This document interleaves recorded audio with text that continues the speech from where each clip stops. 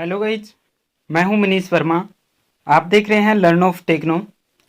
Dear friend, आज ही हमारा थ्योरी का सेशन है जिसमें हमारा 5 नंबर लेसन अभी चल रहा है। इससे पहले की क्लास अगर आपने नहीं देखी है तो डिस्क्रिप्शन में आपको लिंक मिल जाएगा, वहां से आप इससे पहले की क्लास है वो देख सकते हैं। ठीक है, आज की क्लास में हम देखेंगे ऑप्शनल टाइप क्वेश्चन। ठीक है, इनका क्या हम सही आंसर को चूज करेंगे। तो चलिए क्लास को शुरू करते हैं। फर्स्ट हमारा क्वेश्चन है, यूनिवर्सल सरफेस गेज के आधार में वी गुरु कटा होता है। जो यूनिवर्सल सरफेस गेज होता है उसके क्या नीचे आधार में क्या होता है, वी गुरु कटा होता है। तो वो किस लिए कटा होता है? भार को कम करने के लिए, वर्कपीस की सेटिंग के लिए, लेथ मशीन के वी बेड पर आगे पीछे चलाने के लिए, या फिर सुंदरता बढ़ाने के लिए। तो यूनिवर्सल सरफेस गेज में आधार में जो वी गुरु कटा होता है, जैसे कि मैंने आपको क्लास में बताया था कि उसका क्या यूज होता है, लेथ मशीन के वी बेड पर आगे पीछे चलाने के लिए, या फिर कोई गोल रोड है उसके ऊपर क्या है उसको सेट करने के लिए, यानी कि उसको सही स्थान देने के लिए। क्या है, गोल रोड पर भी उसको रख सकते हैं हम, क्योंकि उसमें नीचे वी ग्रू कटा होता है तो वो आसानी से उसके ऊपर रह जाता है। ठीक है, नेक्स्ट है, यूनिवर्सल सरफेस गेज का वह भाग जो डाटम किनारे के समांतर रेखा खींचने में प्रयोग किया जाता है। अब डाटम किनारे के समांतर रेखाएं खींचने के लिए किसका यूज करते हैं हम यूनिवर्सल सरफेस गेज में? तो मैंने आपको 2 गाइड पिने दिखाई थी जो क्या ऊपर नीचे क्या कर सकते हैं, मूव कर सकते हैं उनको। तो जैसे हमें डॉटम लाइन के समांतर लाइनें खींचनी है तो उस गाइड पिनों को क्या करेंगे, नीचे खिसका देंगे। उसके बाद में क्या है, सरफेस के समांतर लाइनें वो खींच सकते हैं। तो किसके प्रयोग करते हैं? तो गाइड पिन का यूज हम करते हैं। ठीक है, बी आंसर हमारा करेक्ट हो जाएगा। थर्ड नंबर है, सरफेस गेज से लाइन स्क्राइब करते समय स्क्राइबर के पॉइंट और जॉब की सतह के बीच का कोण रखा जाता है। सरफेस गेज से लाइन स्क्राइब करते समय स्क्राइबर के पॉइंट और जॉब की सतह के बीच कोण रखा जाता है। इससे जस्ट पहले की क्लास में मैंने आपको क्लियर किया था कि कितने डिग्री का इसका कोण रखा जाता है। फर्स्ट में है 90 डिग्री, सेकंड में है 70 डिग्री, थर्ड में है 15 से 20 डिग्री, और डी में है 30 टू 35 डिग्री। तो हमारा थर्ड नंबर का क्या आंसर हो जाएगा? डियर फ्रेंड, फटाफट से कमेंट बॉक्स में कमेंट कीजिए, क्योंकि इसका आंसर मैं आपको काफी बार बता चुका हूं। ठीक है, चलिए नेक्स्ट देख लेते हैं 12 नंबर। इसमें क्या दिया हुआ है, माइल्ड स्टील की चिपिंग करते समय छेनी का झुकाव कोण कितना रखा जाता है? माइल्ड स्टील की चिपिंग करते समय चीजल का झुकाव कोण, इंक्लाइंड एंगल कितना रखा जाता है? तो ये भी मैंने आपको बताया था जब हम चैप्टर क्लियर कर रहे थे। वहां पर क्या था, एक सारणी बनी हुई थी जिसमें क्या झुकाव के कोण लिखे हुए थे। तो उसमें से किसका पूछा गया? माइल्ड स्टील का झुकाव कोण पूछा गया, कितने डिग्री रहता है? 37 डिग्री पर झुकाकर चिपिंग करते हैं, या फिर 32 डिग्री पर करते हैं, या फिर 35 डिग्री पर, या फिर 34.5 डिग्री पर। तो कितने डिग्री के कोण पर झुकाकर हम चिपिंग करते हैं? तो डियर फ्रेंड, माइल्ड स्टील की चिपिंग करते समय हम चीजल को 34.5 डिग्री के एंगल पर झुकाते हैं। ठीक है, इसके अलावा जैसे एल्यूमिनियम वगैरह की करते हैं 35 डिग्री पर रहता है।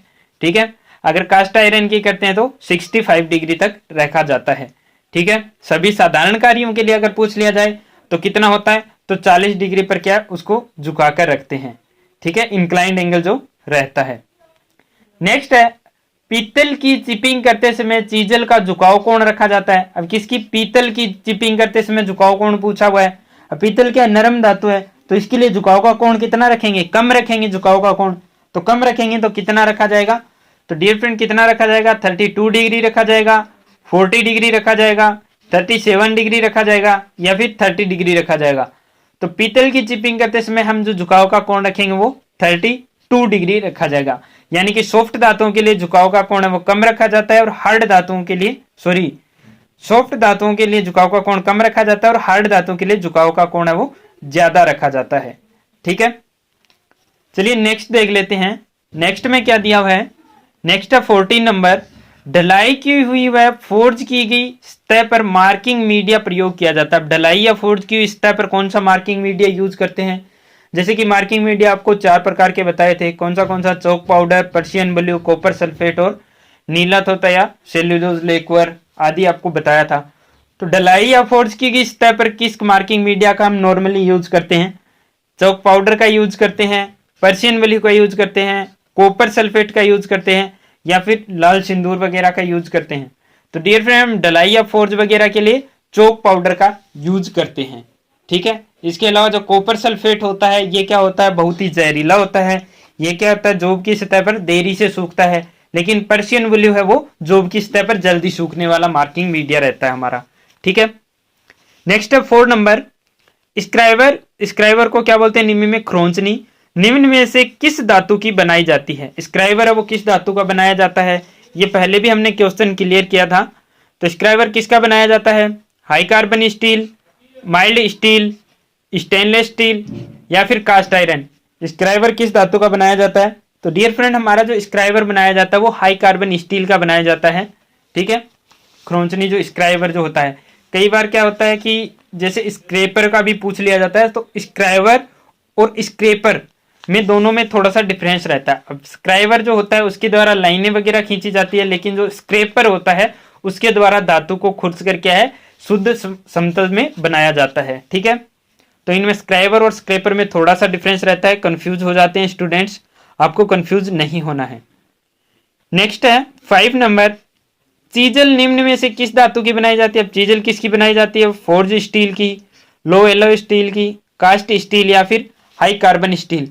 तो चीजल है वो किस धातु की नॉर्मली बनाई जाती है, हाई कार्बन स्टील की चीजल है वो ज्यादातर यूज की जाती है। नेक्स्ट है डायमंड पॉइंट चीजल खालिस्तान। अब खालिस्तान में क्या आना चाहिए, डायमंड पॉइंट चीजल का, इसका पॉइंट डायमंड का होता है क्या, डायमंड पॉइंट चीजल जो होती है उसका पॉइंट डायमंड का बना होता है, या फिर इसकी धार हीरे की तरह तेज होती है, या फिर यह डायमंड की तरह तुरंत टूट जाता है, या उपरोक्त में से कोई नहीं। तो डायमंड पॉइंट जो चीजल होती है उसकी धार है वो हीरे की तरह तेज होती है, आगे से क्या होती है, बहुत ही तीखी हीरे की तरह तेज होती है। और डायमंड पॉइंट चीजल का यूज हम कहां पर करते हैं, जहां पर हमें किसी ग्रू या स्लोट के कॉर्नर वगैरह बनाने हो, वहां पर किसका यूज करते हैं, डायमंड पॉइंट चीजल का यूज करते हैं। और एक क्रॉस कट चीजल होती है, क्रॉस कट चीजल का यूज हम वी ग्रू स्लोट काटने के लिए करते हैं, लेकिन डायमंड पॉइंट चीजल का यूज हम कॉर्नर वगैरह बनाने के लिए करते हैं। ठीक है। नेक्स्ट है हमारा 15 नंबर, इसमें क्या दिया हुआ है, की वेज काटने के लिए छेनी प्रयोग की जाती है। अब की वेज वगैरह काटने के लिए किस चीजल का यूज किया जाता है, तो जस्ट अभी मैंने आपको बताया है कौन सी चीजल यूज करते हैं, flat chisel, diamond point chisel, cross cut chisel या फिर राउंड नोज चीजल। तो डियर फ्रेंड इसका आंसर आप कमेंट बॉक्स में कमेंट कीजिए, मैं आपको इसका आंसर नहीं बताऊंगा बिकॉज मैंने जस्ट अभी आपको इसका आंसर बताया है। नेक्स्ट है हमारा 16 नंबर, इसमें क्या दिया हुआ है, व्हाइट लेड पाउडर को तारपीन के तेल के घोल में मिलाया जाता है जिससे तैयार मार्किंग मीडिया खालिस्तान क्या कहलाता है। व्हाइट लेड पाउडर होता है उसको किसमें, तारपीन के तेल में मिलाकर तैयार किया जाता है। तो उस मार्किंग मीडिया का नाम पूछा गया कि उस मार्किंग मीडिया को किस नाम से जाना जाता है, व्हाइट वॉश के नाम से जाना जाता है, रेड लेड होता है, पर्शियन ब्लू होता है, या फिर इनमें से कोई नहीं। तो जो व्हाइट लेड पाउडर जो रहता है उसको व्हाइट वॉश के नाम से जाना जाता है। ठीक है। नेक्स्ट है हमारा 17 नंबर, निम्न में से कौन सा मार्किंग मीडिया नहीं है। अब नीचे के 4 ऑप्शनल दिए हैं, उसमें से मार्किंग मीडिया कौन सा नहीं है, व्हाइट वॉश नहीं है, कॉपर सल्फेट नहीं है, ब्लैक पॉलिश नहीं है, या फिर लेआउट डाई नहीं है। तो कौन सा हमारा मार्किंग मीडिया नहीं है, तो डियर फ्रेंड हमारे मार्किंग मीडिया है वो white wash, copper sulphate, Persian blue और लेआउट डाई 4 प्रकार के होते हैं, लेकिन ब्लैक पॉलिश है वो नहीं होता है। तो इसमें क्या हो जाएगा, सी आंसर हमारा करेक्ट हो जाएगा, क्या, ब्लैक पॉलिश। ठीक है। नेक्स्ट इसमें दिया हुआ है 7 नंबर, नेक्स्ट इसमें क्या दिया हुआ है 7 नंबर, इसमें क्या दिया हुआ है, इस चीजल का प्रयोग आयताकार स्लोट बनाने के लिए करते हैं, इसे कहते हैं। अब कौन सी चीजल का प्रयोग है वो आयताकार स्लोट वगैरह बनाने के लिए करते हैं, तो कौन सी चीजल यूज करते हैं हम, flat chisel, diamond point chisel, web chisel या फिर क्रॉस कट चीजल। तो कौन सी चीजल का यूज हम आयताकार स्लोट वगैरह बनाने के लिए करते हैं। तो डियर फ्रेंड आयताकार स्लोट वगैरह जिसके द्वारा हम बनाते हैं वो कौन सी होती है, क्रॉस कट चीजल होती है। ये क्वेश्चन है वो दूसरी बार आया, बहुत ही इंपॉर्टेंट क्वेश्चन रहता है, क्योंकि डायमंड पॉइंट चीजल और क्रॉस कट चीजल में कंफ्यूजन हो जाते हैं। तो क्रॉस कट चीजल के द्वारा हम आयताकार स्लोट या कीवेज वगैरह काट सकते हैं, लेकिन डायमंड पॉइंट चीजल होती है उसका क्या, स्लोट या ग्रू की कोने बनाने के लिए यानी कॉर्नर तैयार करने के लिए डायमंड पॉइंट चीजल का यूज करते हैं। ठीक है। नेक्स्ट है 8 नंबर, इस चीजल द्वारा वी आकार के ग्रू और वर्गाकार ग्रू के कोने बनाए जाते हैं। वही क्वेश्चन आ गया, घुमाकर दिया अब की बार। ठीक है। तो यानी कि क्रॉस कट चीजल और डायमंड पॉइंट चीजल वो बहुत ही इंपॉर्टेंट रहती है, एक फ्लैट चीजल होती है, ठीक है।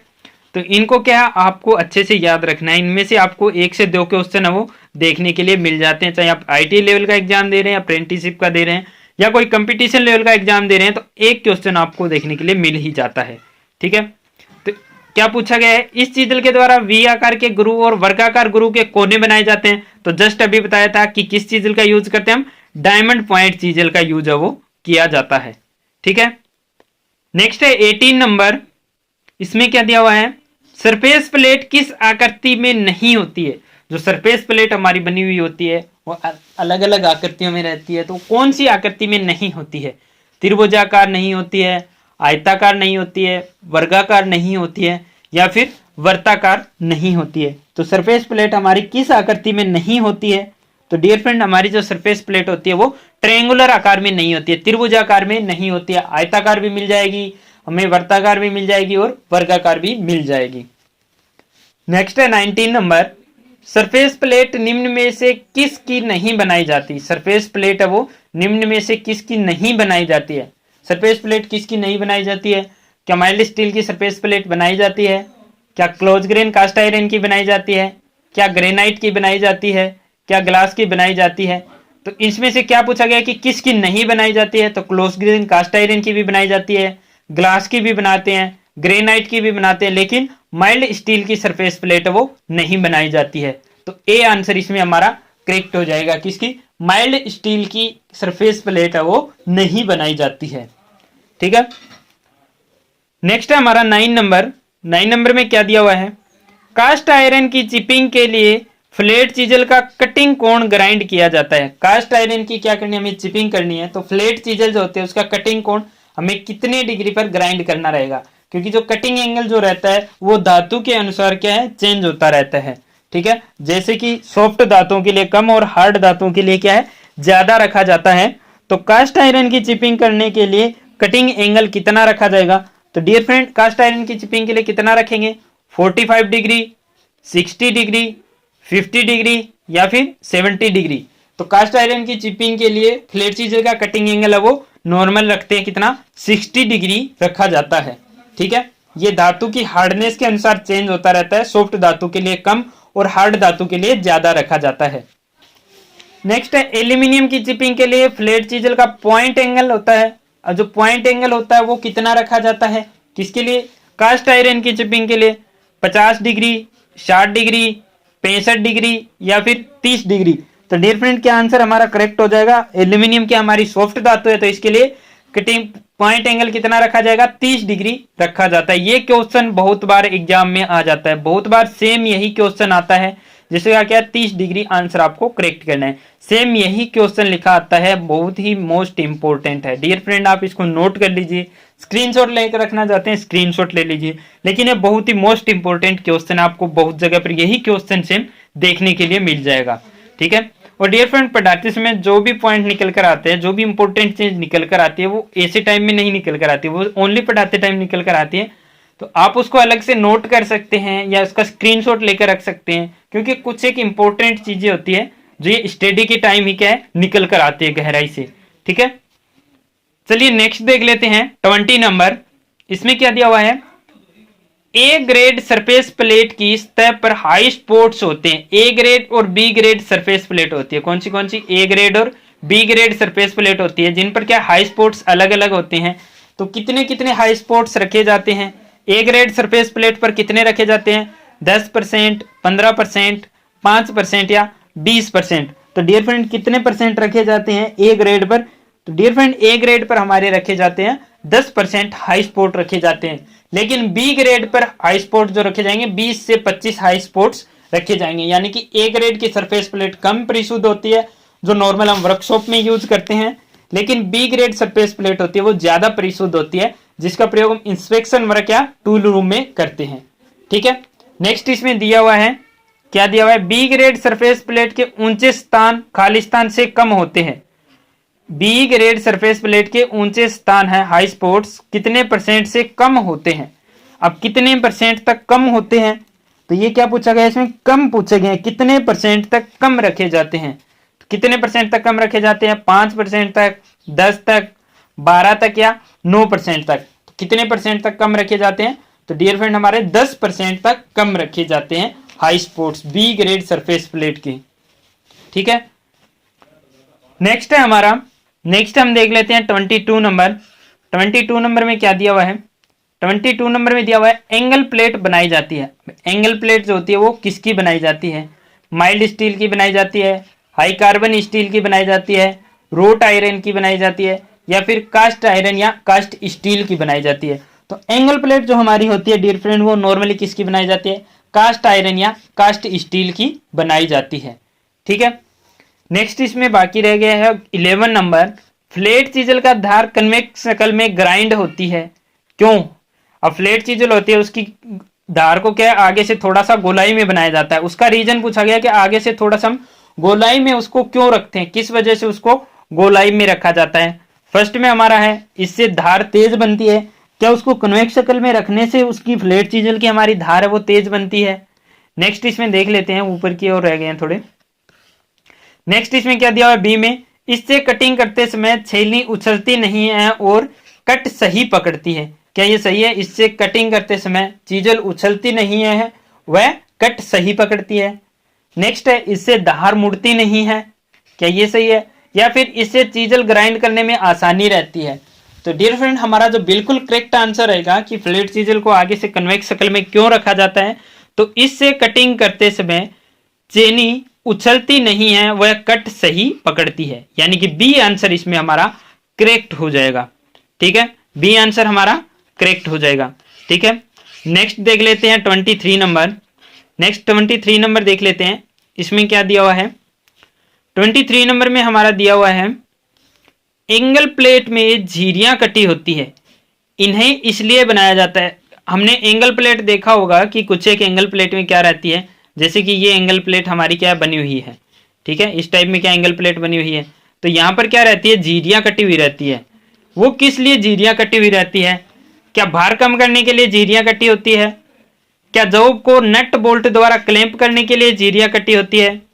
क्या सुंदरता के लिए झिरियां कटी होती है? या फिर उपरोक्त में से कोई नहीं? तो एंगल प्लेट में जो झिरियां कटी होती है वो किस लिए कटी होती है? जॉब को नट बोल्ट द्वारा क्लैंप करने के लिए क्या होती है? एंगल प्लेट में झिरियां कटी हुई होती है, ताकि क्या नट बोल्ट के द्वारा हम छोटे जॉब या कुछ ऐसे पार्ट्स हो जिनको बिना क्लैंप किए हम मार्किंग वगैरह नहीं कर सकते, तो उसको एंगल प्लेट में क्या है क्लैंप करके हम उस पर मार्किंग वगैरह कर सकते हैं। ठीक है, नेक्स्ट है 24 नंबर। बॉक्स एंगल प्लेट की खालिस्तान सतह फिनिश्ड होती है, जिसका प्रयोग मशीनिंग तथा मार्किंग के लिए किया जाता है। बॉक्स एंगल प्लेट होती है, उसमें कितनी सतहें होती है?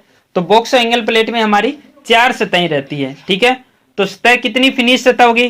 तो उसमें नॉर्मल सी बात है, चारों सतह क्या होती है? बॉक्स एंगल प्लेट की फिनिश की हुई रहती है, जिसमें हम कोई भी सतह का क्या है यूज आसानी से कर सकते हैं।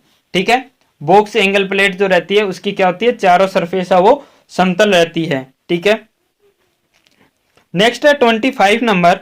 इसमें क्या दिया हुआ है कि जिस वी ब्लॉक में एक तरफ वी ग्रू होता है उसे कहते हैं।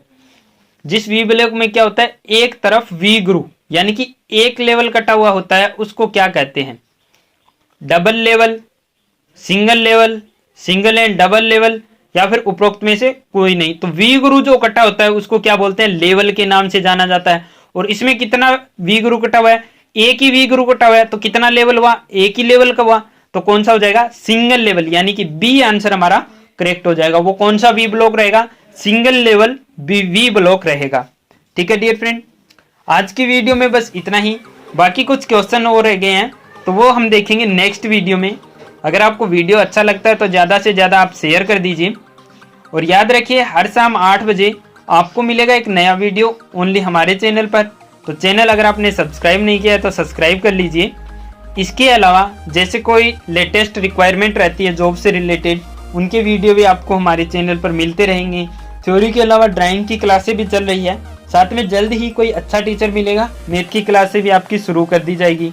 ठीक है, और इसके अलावा हमारे चैनल पर एक क्विज चलती है जो हर शाम 6 बजे आपके लिए अवेलेबल रहता है। उसमें आपसे एक क्वेश्चन पूछा जाता है और उस क्वेश्चन का आंसर है वो नेक्स्ट दिन आपको मिल जाता है नेक्स्ट क्वेश्चन के साथ में। यानी कि आज जो क्वेश्चन आएगा उसका आंसर आपको कल मिलेगा कल वाले क्वेश्चन के साथ। अभी जो कल पूछा गया था उस क्वेश्चन का आंसर आज वाले क्वेश्चन के साथ आपको मिल जाएगा।